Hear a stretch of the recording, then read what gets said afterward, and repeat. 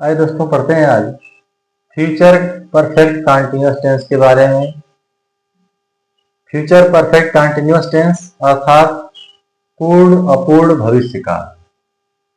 देखने से स्पष्ट है, कुछ काम पूरा हो चुका रहेगा और कुछ अपूर्ण रहेगा, और भविष्य काल में हम लोग पढ़ेंगे उसको। तो इस टेंस की पहचान की बात करते हैं। जो पहचान है इसकी, उसमें मुख्य क्रिया के अंत में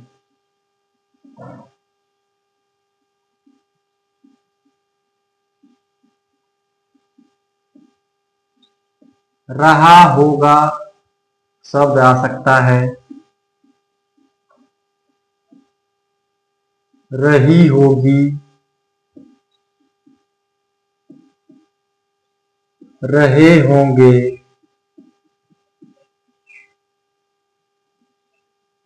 या रहा हूंगा जैसे शब्द आएंगे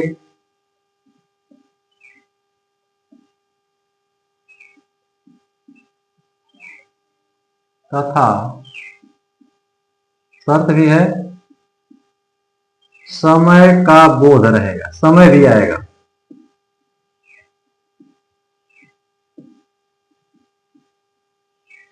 ठीक, रहा होगा, रही होगी, रहे होंगे, रहा होगा तथा साथ में समय आएगा। वह वाक्य आपका फ्यूचर परफेक्ट कंटीन्यूअस टेंस के अंतर्गत आएगा। और समय के लिए आपको बताया गया सिंस और फार। अनिश्चित के लिए फार लगाएंगे और निश्चित के लिए सिंस। जैसा आप प्रेजेंट परफेक्ट कंटीन्यूअस टेंस में लगाए हैं, पास्ट परफेक्ट कंटीन्यूअस टेंस में लगाए हैं, सेम उसी तरह से इस टेंस में भी सिंस और फार का प्रयोग होगा। तो यह पहचान है। और हेल्पिंग वर्ब, सहायक क्रिया,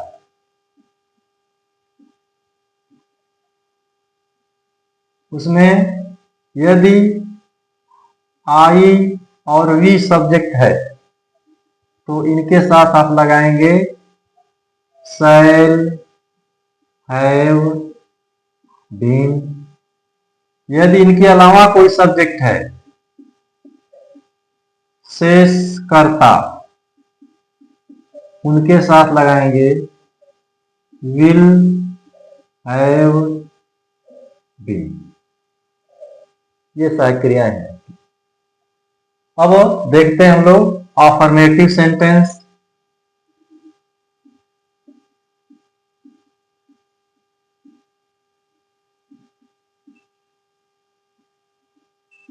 अफर्मेटिव सेंटेंस, सकारात्मक वाक्य।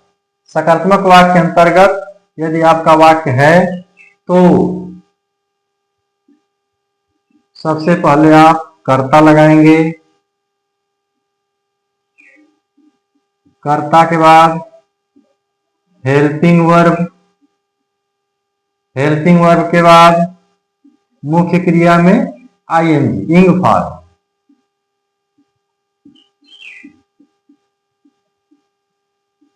ठीक है, और फिर कर्म रखेंगे, ऑब्जेक्ट, और अंत में कंप्लीमेंट। ये आपका नियम होगा।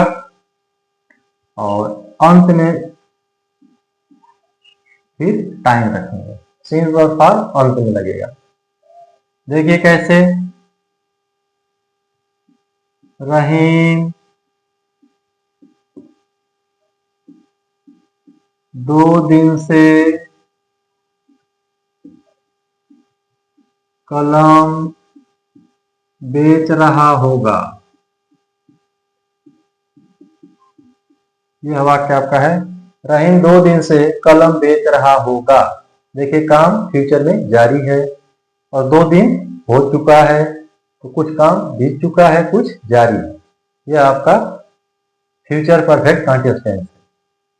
सब्जेक्ट कौन है, काम करने वाला रहीम, तो पहले आप लिखेंगे रहीम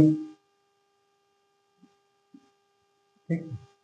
रहीम के बाद अब इसके साथ सहायक क्रिया क्या आएगी? Will have been, will have been. अब मुख्य क्रिया कौन सा काम हो रहा है? बेचना। तो सेल मीन्स बेचना और इसमें जोड़ देंगे आईएनजी। सेलिंग, क्या बेच रहा होगा? कलम, यह ऑब्जेक्ट है। पेन, कॉम्प्लीमेंट नहीं है। समय 2 दिन से, तो यह अनिश्चित समय है, तो वो लिखेंगे आर, और 2 के लिए 2, और दिन के लिए डे।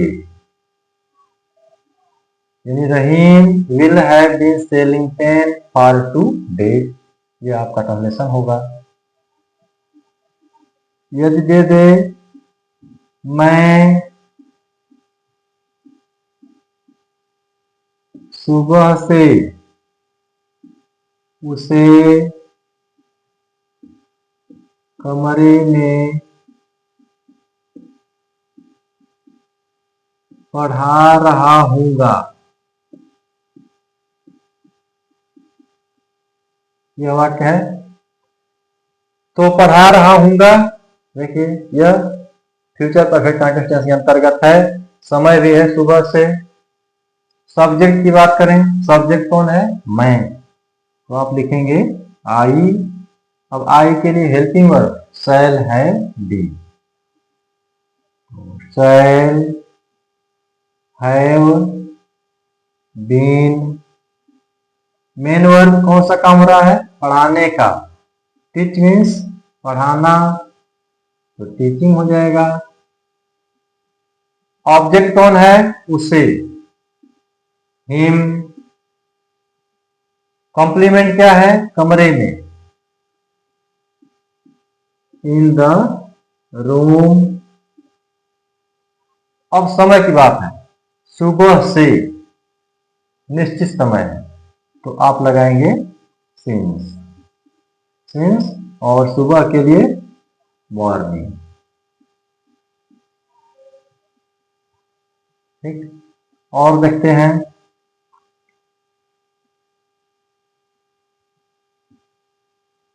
मेरी बहन सोमवार से खाना पका रही होगी।